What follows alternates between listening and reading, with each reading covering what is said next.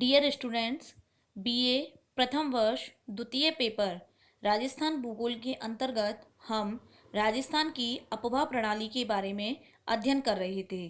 राजस्थान का जो drainage system है यानी जो इसकी अपवाह प्रणाली है, इसे मेनली तीन भागों में बांटा गया है। अरब सागर में गिरने वाली नदियाँ, बंगाल की खाड़ी में गिरने वाली नदियाँ और अंतः प्रवाही नदियाँ। इन तीनों ही प्रकार की नदियों के बारे में हम इससे पहले के लेक्चर्स में पढ़ चुके हैं। तो राजस्थान की जो अपवा प्रणाली है, इसके अंतर्गत नदियों के साथ साथ झीलों को भी सम्मिलित किया जाता है। तो झीलों के अंतर्गत आज हम बात करेंगे। आज के इस लेक्चर में हम पढ़ेंगे राजस्थान की झीलों के बारे में।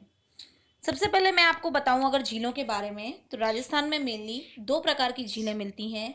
एक तो है खारे पानी की झीलें और दूसरी है मीठे पानी की झीलें।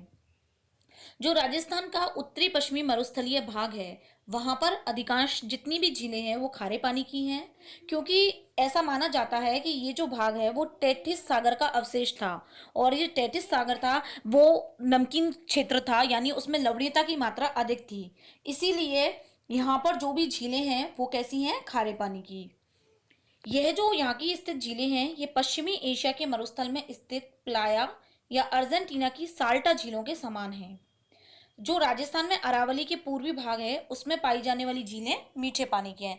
यानी मैंने आपको पहले भी बताया है जैसे कि जो अरावली पर्वतमाला है वो राजस्थान के बिल्कुल मध्य से गुजरती है, जो महत्वपूर्ण जल विभाजक के रूप में कार्य करती है।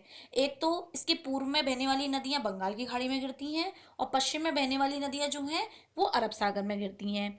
इसी तरीके से जो अरावली पर्वतमाला है उसके पूर्व में जितनी भी झीलें हैं वो सभी मीठे पानी की हैं, और जो झीलें इसके पश्चिम में हैं यानी मरुस्थलीय क्षेत्र में विस्तार है वो सभी लवणीय हैं, खारे पानी की झीलें हैं। सबसे पहले हम बात करते हैं राजस्थान की खारे पानी की झीलों के बारे में, जिसमें सबसे पहली झील आती है सामर झील, जो कि जयपुर में स्थित है। जयपुर की यह फुलेरा गांव में है और इसका कुछ भाग नागौर के अंतर्गत भी आता है।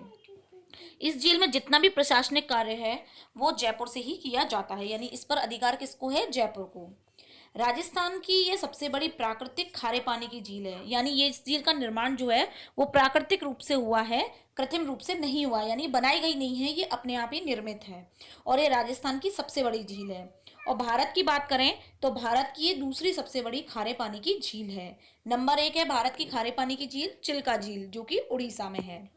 बिजौलिया शिलालेख के अनुसार जो सामर झील है इसका निर्माण वासुदेव चौहान के द्वारा करवाया गया था। सामर झील में मेंथा, रूपनगढ़, खारी और खंडेला ये सभी नदियां आकर के गिरती हैं।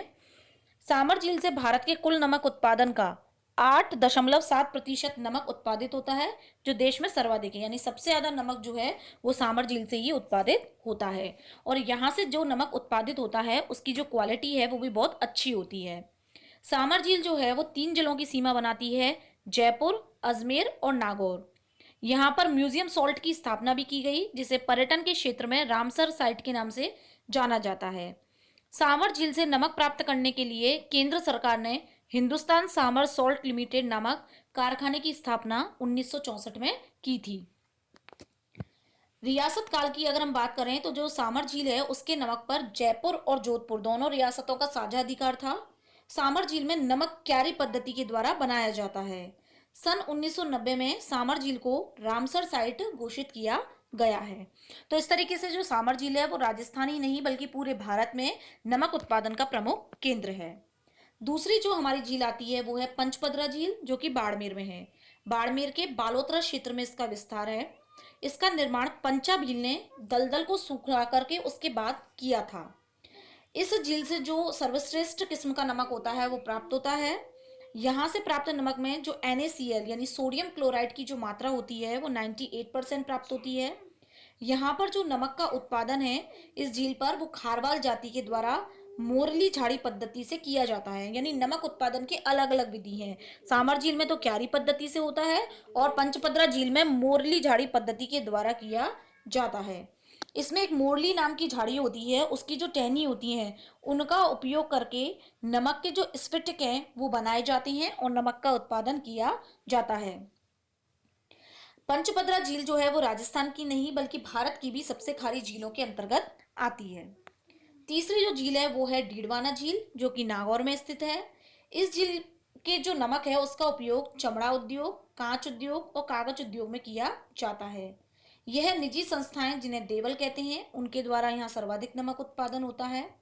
डीडवाना झील से प्राप्त नमक में सबसे ज्यादा क्या होता है, फ्लोराइड। फ्लोराइड के कारण ये जो नमक है वो उपयोग के योग्य नहीं माना जाता। नेक्स्ट आती है लूणकरनसर झील जो बीकानेर में है। यह उत्तरी राजस्थान की एकमात्र खारे पानी की झील है।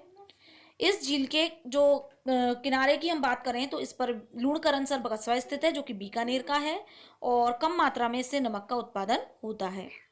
पांचवी झील आती है फलौदी झील जो कि जोधपुर के फलौदी कस्बे में स्थित है। यह भी एक खारे पानी की झील है तथा यहाँ से भी नमक का उत्पादन किया जाता है। तो इस तरीके से राजस्थान में मेनली 5 खारे पानी की झीलें हैं जो कि राजस्थान के अंतर्गत अफवाह प्रणाली के लिए पड़ी जाती हैं, लेकिन इसका जो पानी है इनका वो पीने के योग्य तो है नहीं, तो इनका यूज किसमें होता है, मेनली नमक उत्पादन में किया जाता है। तो आप जो राजस्थान की जीके है उस दृष्टि से भी ये इम्पोर्टेंट है, आप इस लेक्चर को पढ़ सकते हैं और समझ सकते हैं क्योंकि इसमें कई सारे ऐसे क्वेश्चंस हैं जो आपके जीके में भी पूछे जाते हैं। तो इसके बाद आती है राजस्थान की मीठे पानी की झीलें जिनका अध्ययन हम अपने नेक्स्ट लेक्चर में करेंगे।